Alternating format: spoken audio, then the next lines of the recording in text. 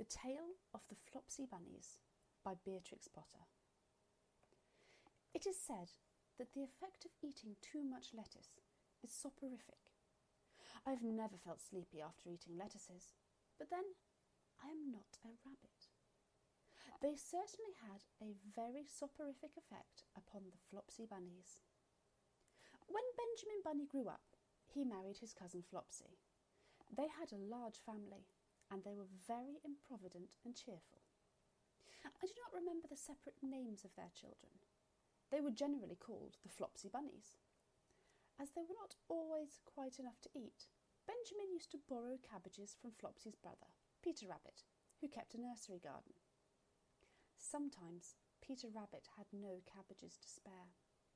When this happened, the Flopsy Bunnies went across the field to a rubbish heap in the ditch outside Mr. McGregor's garden. Mr. McGregor's rubbish heap was a mixture. There were jam pots and paper bags, and mountains of chopped grass from the mowing machine, which always tasted oily, and some rotten vegetable marrows, and an old boot or two. One day, oh joy, there was a quantity of overgrown lettuces, which had shot into flower. The Flopsy Bunnies simply stuffed lettuces. By degrees, one after another, they were overcome with slumber and lay down in the mown grass. Benjamin was not so much overcome as his children. Before going to sleep, he was sufficiently wide awake to put a paper bag over his head to keep off the flies. The little Flopsy Bunnies slept delightfully in the warm sun. From the lawn beyond the garden came the distant clackety sound of the mowing machine. The blue bottles buzzed about the wall, and an old mouse picked over the rubbish among the jam pots. I can tell you her name. She was called Thomasina Tittlemouse, a wood mouse with a long tail.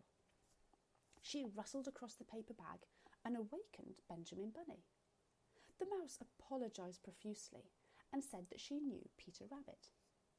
While she and Benjamin were talking, close under the wall, they heard a heavy tread above their heads, and suddenly Mr. McGregor emptied out a sack full of lawn mowings right up on top of the sleeping Flopsy Bunnies. Benjamin shrank down under his paper bag, and the mouse hid in the jam pot. The little rabbits smiled sweetly in their sleep under the shower of grass. They did not awake because the lettuces had been so soporific. They dreamt that their mother, Flopsy, was tucking them up in a hay bed. Mr. McGregor looked down after emptying his sack. He saw some funny little brown tips of ears sticking up through the lawn mowings. He stared at them for some time. Presently, a fly settled on one of them, and it moved. Mr. McGregor climbed down onto the rubbish heap. 1, 2, 3, 4, 5, 6 little rabbits, as he said as he dropped them into his sack. The Flopsy Bunnies dreamt that their mother was turning them over in bed. They stirred a little in their sleep, but they did not wake up. Mr. McGregor tied up the sack and left it on the wall. He went to put away his mowing machine.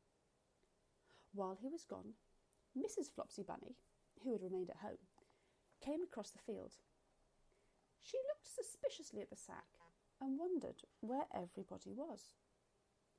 Then the mouse came out of her jam pot, and Benjamin took the paper bag off his head, and they told the doleful tale. Benjamin and Flopsy were in despair. They could not undo the string. But Mrs. Tittlemouse was a resourceful person. She nibbled a hole in the bottom corner of the sack. The little rabbits were pulled out and pinched to wake them. Their parents stuffed the empty sack with 3 rotten vegetable marrows and an old blacking brush and 2 decayed turnips. Then they all hid under a bush and watched for Mr. McGregor. Mr. McGregor came back and picked up the sack and carried it off. He carried it hanging down as if it were rather heavy. The Flopsy Bunnies followed at a safe distance.